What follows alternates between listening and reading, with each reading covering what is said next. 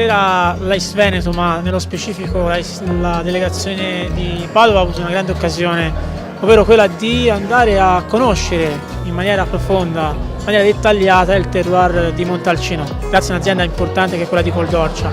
Siamo andati grazie a un racconto che era facilitato dal vino, da quello che ovviamente esprimeva il Sangiovese nei calici, e le sfaccettature per quanto riguarda le denominazioni del rosso di Montalcino e il Brunello di Montalcino. Un Sangiovese che, nonostante la similitudine del 2014 nel rosso, ma la diversità delle annate del 2010-12 per quanto riguarda il Brunello, accumulava in un'unica gradevole sensazione di eleganza e una bellissima spinta, una longevità che soprattutto negli ultimi due vini avranno una grandissima esplosività negli anni a venire.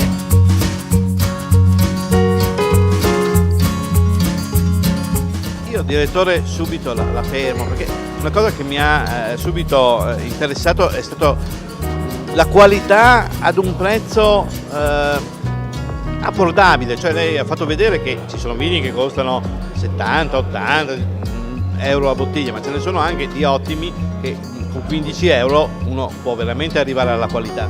Sì, noi lavoriamo per fare dei vini, ci mettiamo tutta la passione, la conoscenza, l'esperienza e soprattutto la passione è quello che fa la differenza, l'amore per il territorio. Ma poi questi vini devono essere bevuti. Se facciamo dei vini che rimangono in cantina, rimangono nella nostra o nell'enoteca o nel ristorante e non vengono aperti, è un peccato. Quindi la massima soddisfazione è quando qualcuno apre una bottiglia. Per aprirla bisogna anche che sia alla portata, soprattutto oggi che siamo molto attenti a al portafoglio.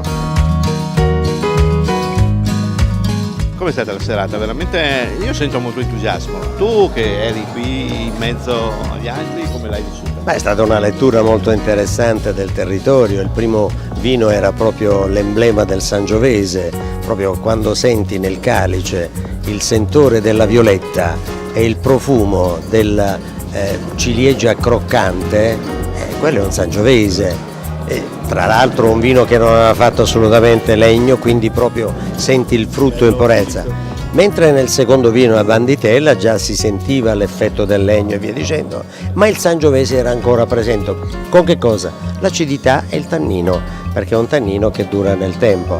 Il quinto e il sesto vino, il Brunello, allora chiaramente lì abbiamo commesso un vinicidio, nel senso che erano dei vini molto giovani, a parte l'ultimo che quando si è aperto nel calice ha cominciato a regalare delle note di tostatura veramente interessanti, insomma, ma chiaramente sono vini che abbisognano di un lunghissimo periodo di affinamento.